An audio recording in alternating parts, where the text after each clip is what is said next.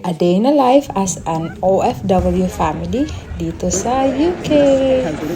Hi everyone! Kamusta kayo? Welcome back to another video. And for today's video ay may pupuntahan tayo.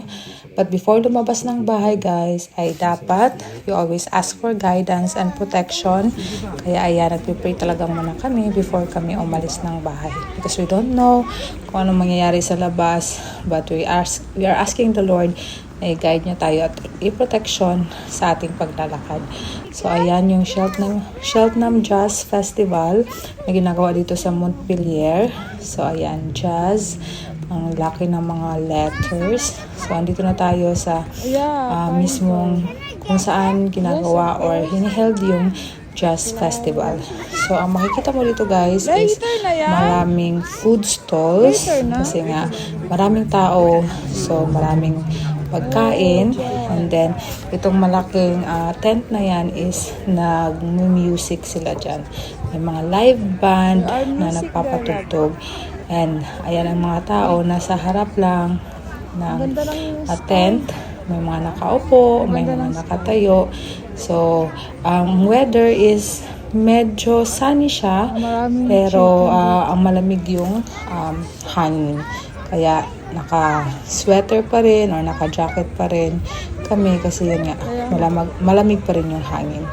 Then, ayan. Dito na tayo. Ikot-ikot lang tayo guys kasi tingnan natin kung saan tayo makakapwesto or kung bibili na ba tayo ng pagkain para din makakain. So, yan yung Cheltenham Jazz Festival na hiniheld during May. So, yes guys, late upload na naman po tayo. Sorry for that, but yun nga, may bar pa din sila dyan.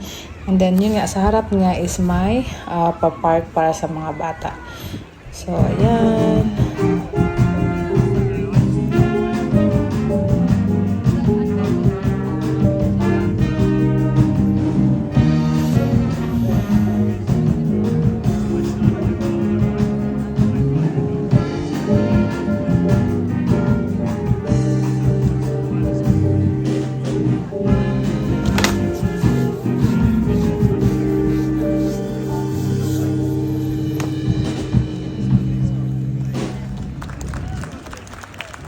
Okay, we're going to go easy for our last song.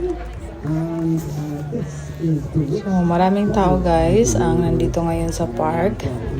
As you can see, ayan sila lahat. And then, nag-order na din ako ng aming kakainin. So, ito yung binili ko, burger, at saka itong fries na may beef na toppings. So, habang naglalaro si Adriel, ayan, tinawag na namin siya na i-try itong aming binili. So, ayan, first bite. Ayan, sarap. Fries na may toppings na beef. Then after that, nag-ice cream lang din kami ni Adriel after namin kumain ni Dada. After that, sabi ni Dada is i-try daw niya itong beer na nandito. So, isang ganito guys is nasa 7 pounds din siya. Then, yung cup is hindi mo siya pwedeng mauwi. Ibabalik mo siya dyan. So, ayan yung binili ko for Daddy.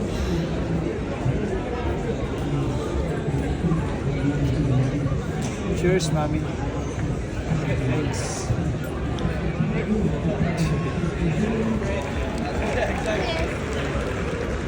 Yeah, cheers.